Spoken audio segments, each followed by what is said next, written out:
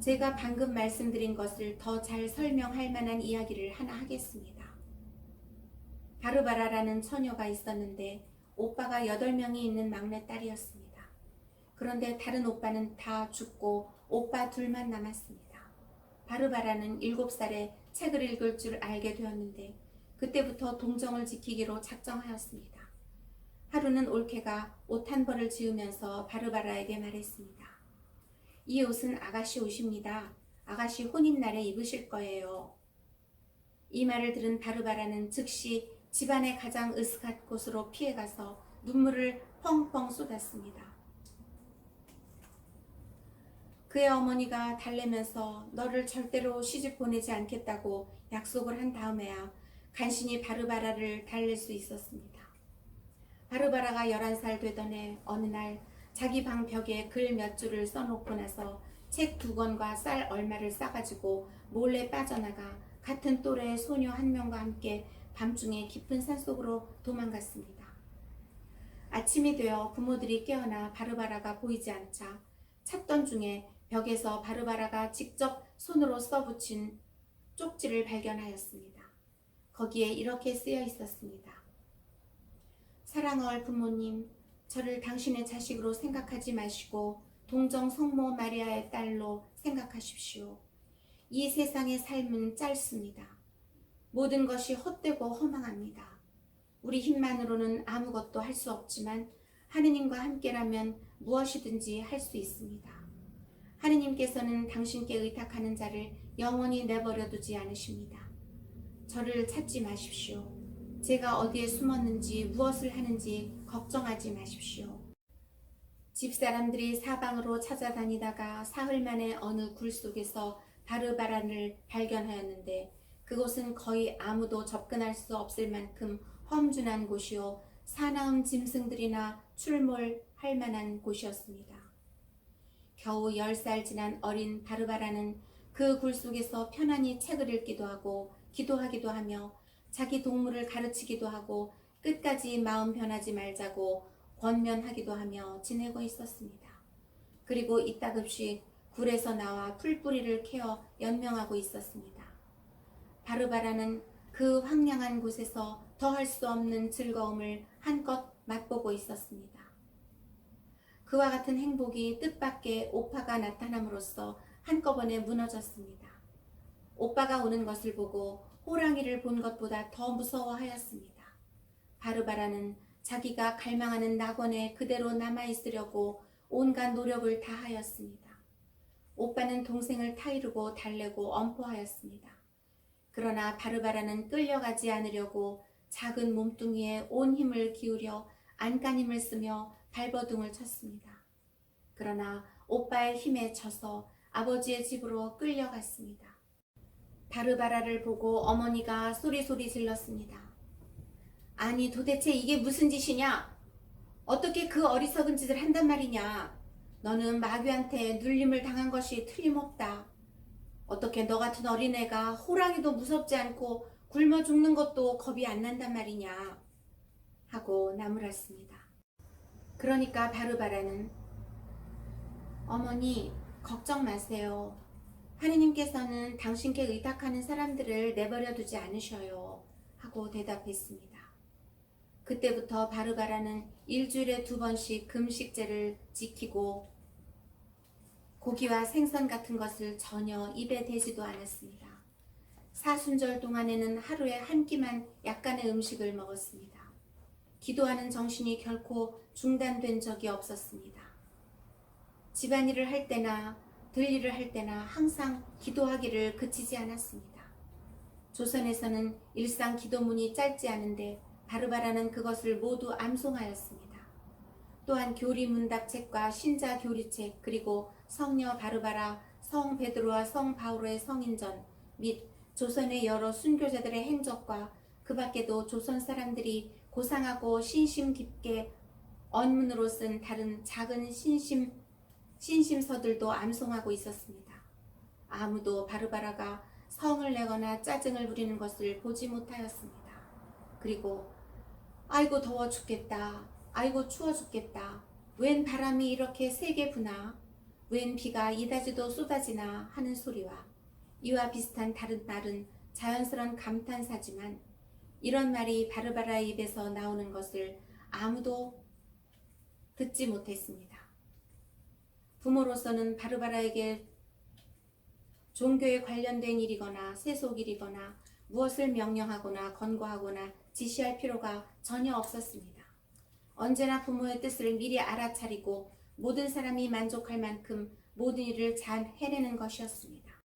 어머니는 언제나 바르바라의 과도한 열성과 지나친 육체 노동을 억제하려 하였습니다. 그러면 바르바라는 시간이 짧습니다. 아직 시간이 있을 때 활동해야 합니다. 이 육체는 머지않아 구더기의 양식이 될 것입니다. 이런 육신을 아껴서 무슨 소용이 있겠습니까? 살아있는 동안 힘껏 일해야 합니다. 라고 대답하곤 했습니다. 병에 걸렸을 때도 신심 수업이나 고신 긋기를 조금도 변함없이 실천했습니다. 사흘거리로 학지를 앓을 때에도 결코 자리에 누워 있으려고 하지 않았습니다. 너무 그렇게 육신을 학대하지 말라고 어머니가 꾸중을 하면 바르바라는 우리 힘만으로는 아무것도 할 수 없으나 하느님께 의탁하면 모든 것을 할 수 있습니다. 라고 대답했습니다. 바르바라가 그렇게 고신긋기하고 힘든 일로 몸을 학대하면서 어떻게 생명을 유지하고 살아갈 수 있는지 모든 사람이 도무지 이해할 수 없었습니다. 그런데도 바르바라는 자기 동료들 중에서 가장 건강하고 용모가 아름다웠습니다.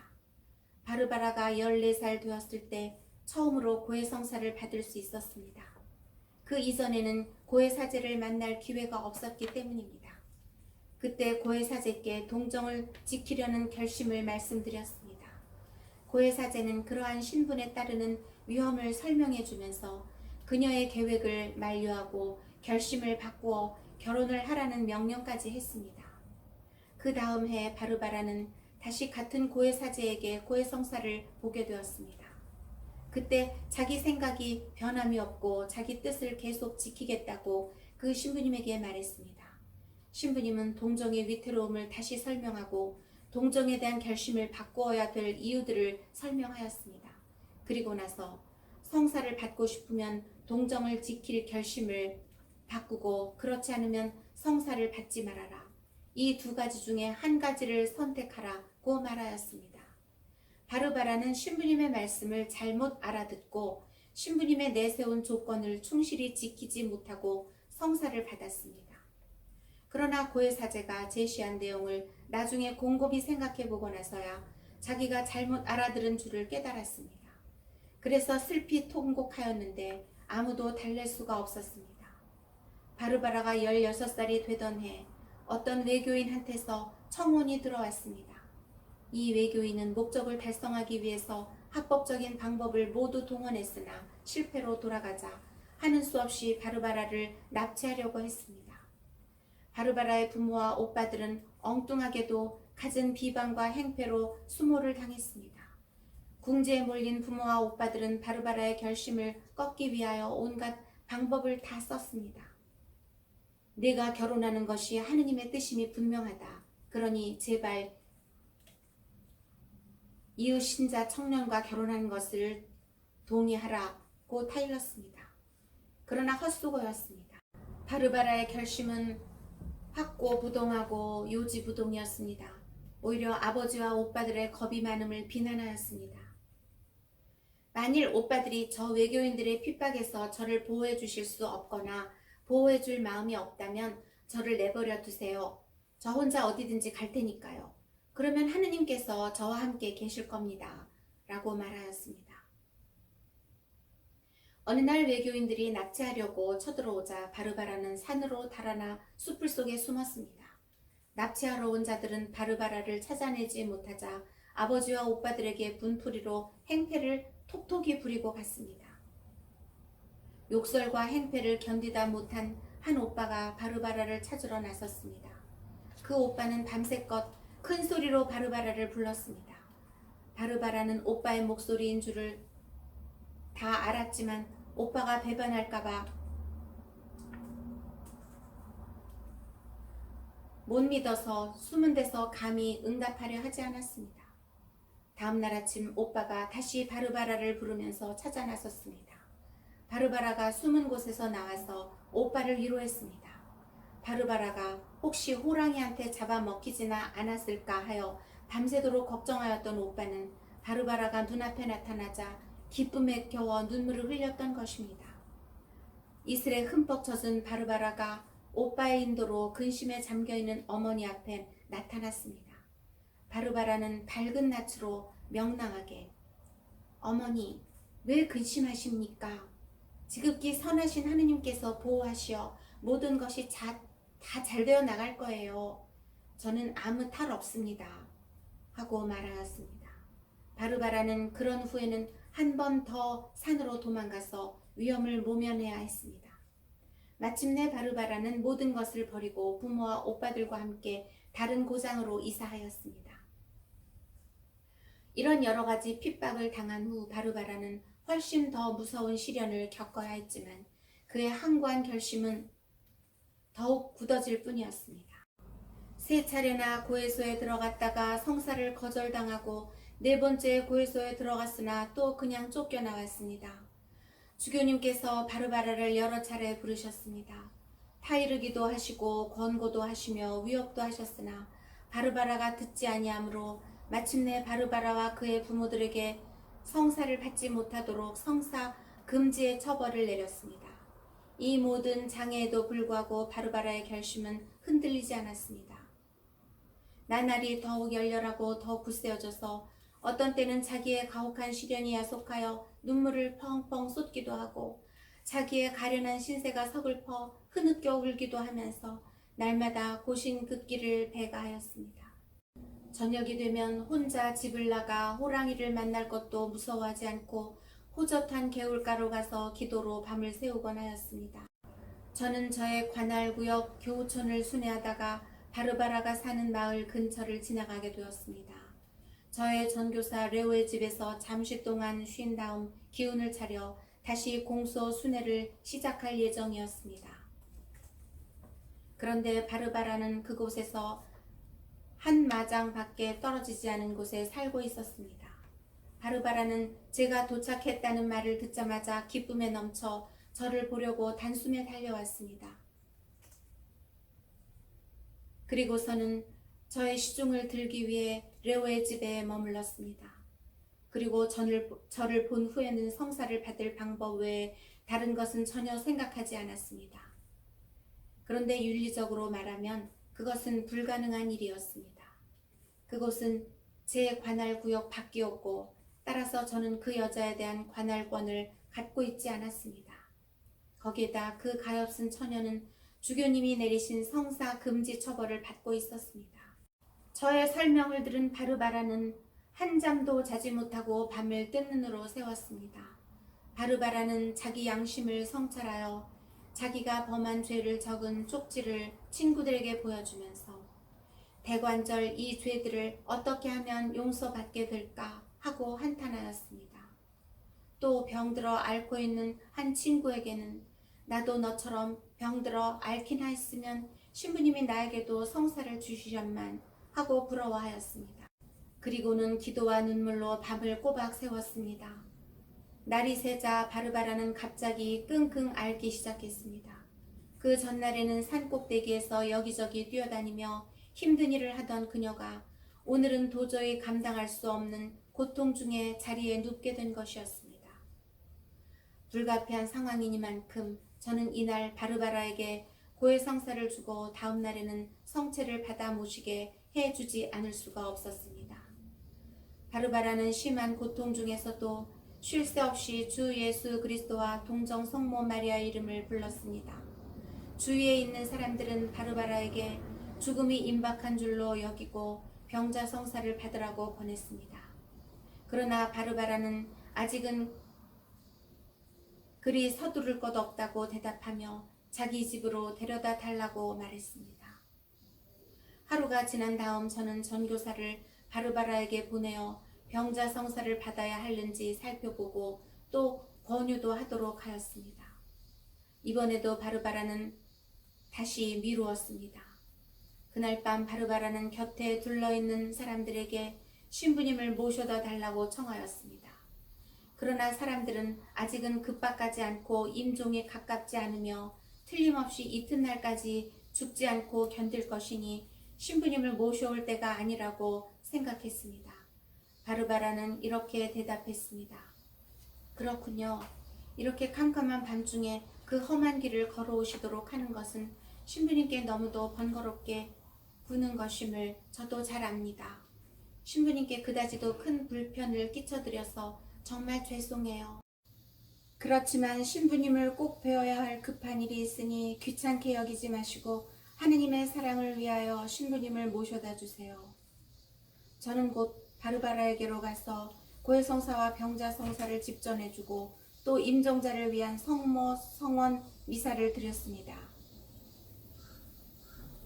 죽음을 맞이하는 바르바라는 사람들에게 자기의 몸을 깨끗이 씻겨주고 명절 옷으로 갈아입혀서 공소 집으로 데려다 달라고 청했습니다. 바르바라는 놀랍게도 무릎을 꿇고 노자 성체를 영하는 것이었습니다. 바르바라는 그날도 하루 종일 몹시 앓았으나 정신은 조금도 흐리지 않았습니다. 그리고 죽음을 더 잘 준비할 수 있도록 마지막 순간까지 맑은 정신을 보존하게 해주시기를 하느님께 기도하였답니다. 과연 하느님께서 그 청을 들어주시어 평소보다 훨씬 더 맑은 정신을 주셨다고 말하는 것이었습니다. 바르바라는 앉아있을 때나 누워있을 때나 항상 기도 중에 있었습니다. 바르바라는 지금 이 시각에도 하느님과 성모님께서 특별히 베풀어 주시는 은혜에 아직도 충분히 감사드리지 못하는 것 외에는 다른 고통은 없습니다.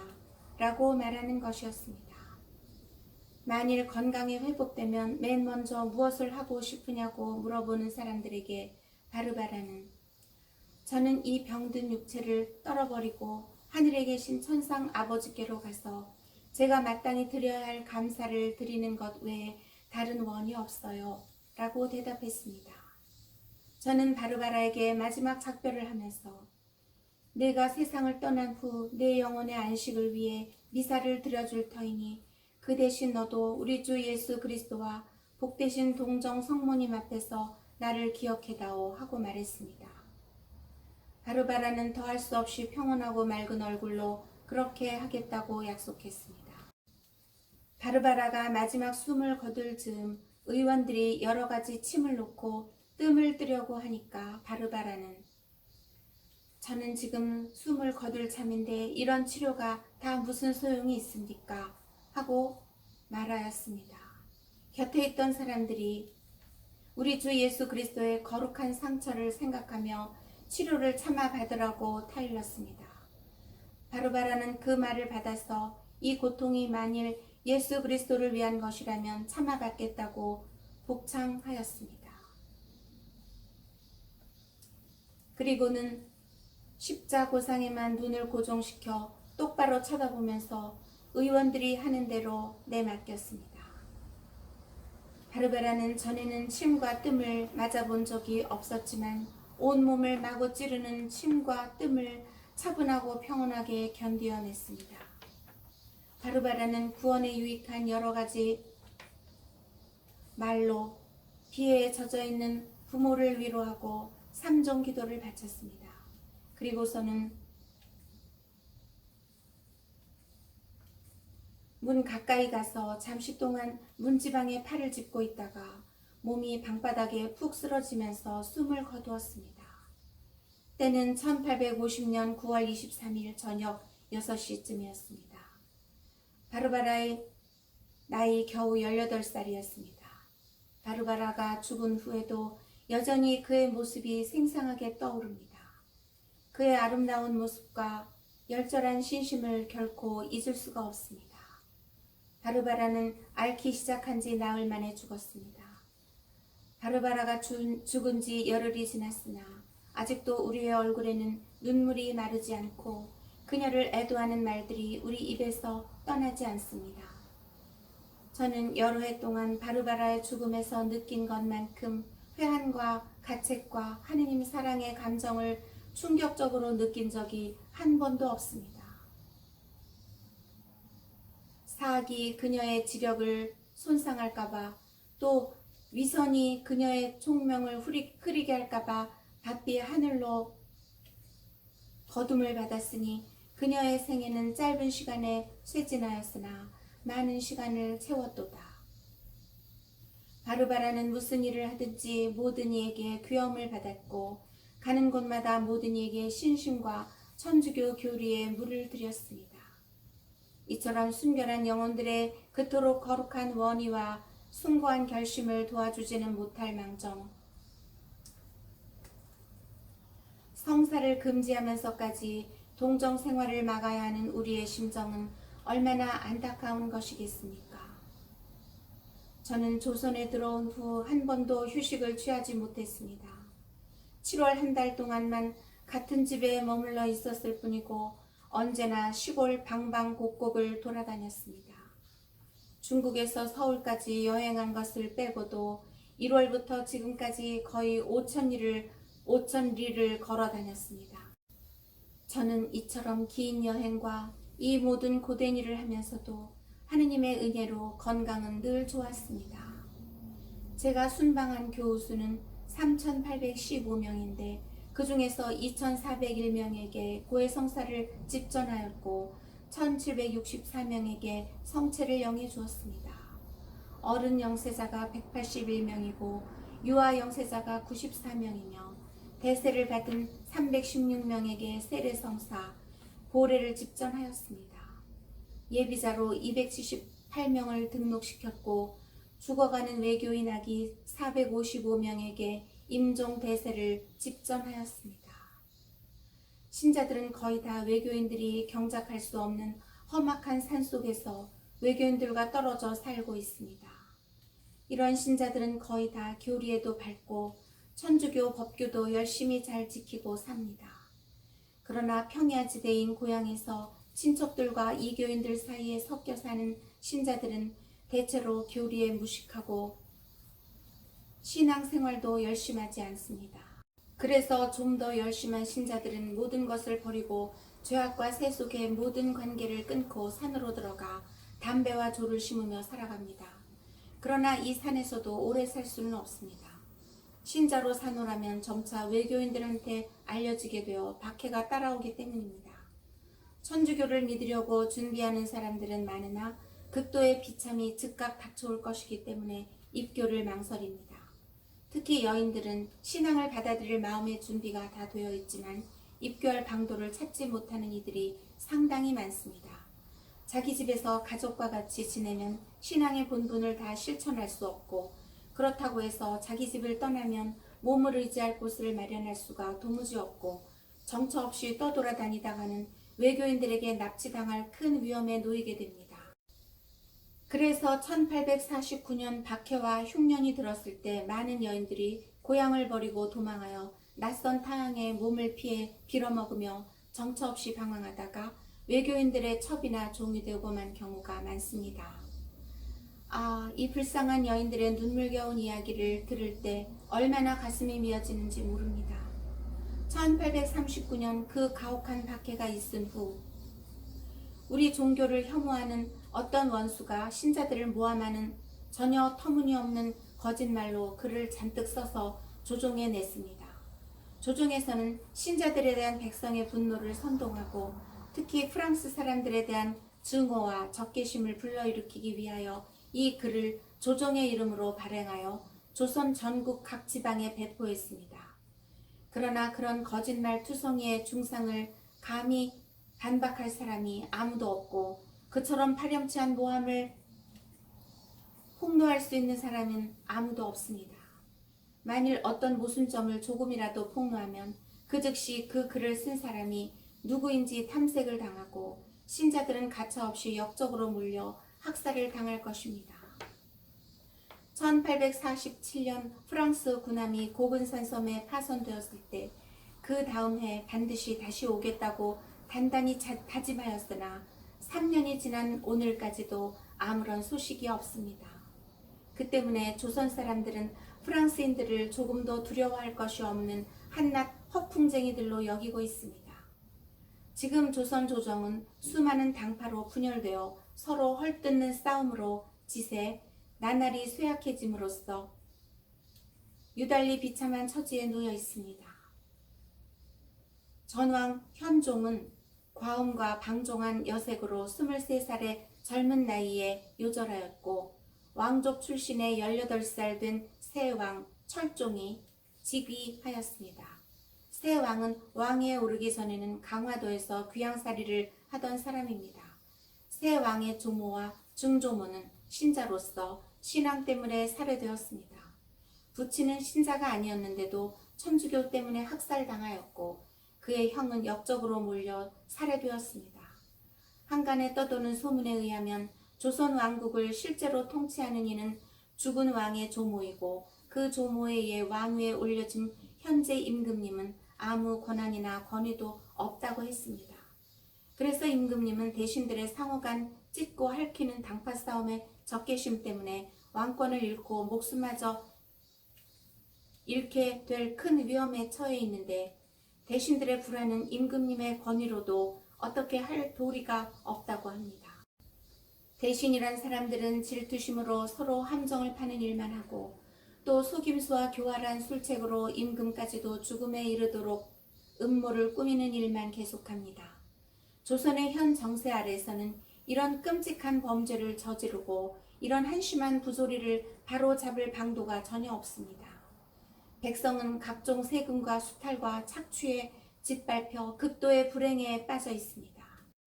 조정 관원들이나 포졸들이나 양반들이나 모두 하나같이 아무것도 생산하지 않고 가령주구에만 눈이 먼 약탈자들입니다.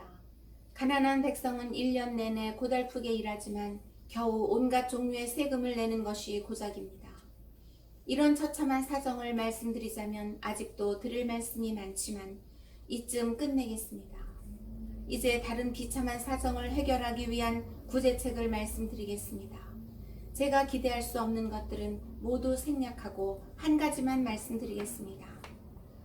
비위생적인 물을 개량할 처방이 있으면 가르쳐 주시기 바랍니다. 프랑스 사람들은 박학함으로 그런 처방 한 가지를 우리에게 일러줄 수 있을 것입니다. 이 나라에는 사람들이 정착하여 살기에 상당히 좋은 곳이 평야이나 산골에나 많이 있습니다. 그러나 불행히도 주민들은 실성하거나 간질에 걸리고 피 섞인 가래침이 나오며 몸이 나른해지는 등 여러 가지 병에 걸려 고생하고 있습니다. 제가 보기에 이 모든 질병이 비위생적인 물의 상태와 밀접한 관계가 있는 것 같습니다. 그러나 정수 방법을 알면 분명하게 알려주시기 바랍니다. 또 한 가지 청이 있습니다. 이 청을 신부님께서 들어주신다면 우리 불쌍한 신자들에게 가장 큰 위안을 마련해 주시는 셈이 됩니다. 신자들이 성물을 갖고 싶어하는 욕망이 불같습니다. 상본이나 고상이나 성패를 장만하기 위해서는 아무것도 아끼지 않습니다. 성물을 장만하기 위해 생존에 꼭 필요한 전 재산을 파는 한이 있더라도 무엇이든지 선뜻 다 내놓습니다. 성물을 사기 위해 신자들로부터 돈을 모으는 데는 큰 어려움이 없지만 그 돈을 보내드리는 일은 매우 어렵습니다. 돈이 은화라면 쉽게 보내드릴 수 있겠지만 조선에서는 은화라는 것이 잘 알려져 있지 않습니다. 만일 신부님께 성물을 살 만한 여분의 돈이 있으시면 얼마간의 크고 작은 십자고상과 성패와 상본 등을 사서 보내주시기 바랍니다. 상본은 예수님, 성모 마리아, 성요셉, 세례자 요한, 사도들, 성학자들, 그 밖에 성인 호칭기도에 나오는 성인 성녀들의 상본이면 됩니다. 그 물건들은 튼튼하게 잘 만들어진 것이라야 합니다. 그 대금을 지불할 수 있도록 알려주시면 나중에 기회가 닿는 대로 보내드리겠습니다. W 신부님은 아직 아무 일도 못하고 계십니다. 주교님과 저만이 공소를 순회하면서 신자들을 찾아봅니다. 지금까지는 꽤 편안히 지내고 있는 셈입니다. 정확히 말해서 전국적인 박해는 없으나 부분적 박해는 결코 끊기지 않고 계속되고 있습니다. 지극히 좋으신 하느님께서 저 박해자들이 마침내 교회의 진리를 깨닫고 그리스도의 양우리 안에 들어와 우리 주 하느님을 기쁜 마음으로 자유롭게 섬기게 해주시기를 간절히 바랄 뿐입니다. 이제 이 편지를 끝마치면서 우리 주 예수 그리스도 안에서 지극히 사랑하고 공경하는 모든 신부님들께 거듭거듭 감사의 인사를 드립니다.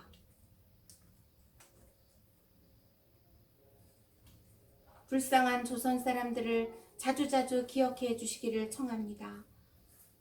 공경하올 사부님께 지극히 미약한 종 최 토마스가 올립니다. 다음 주에 계속됩니다.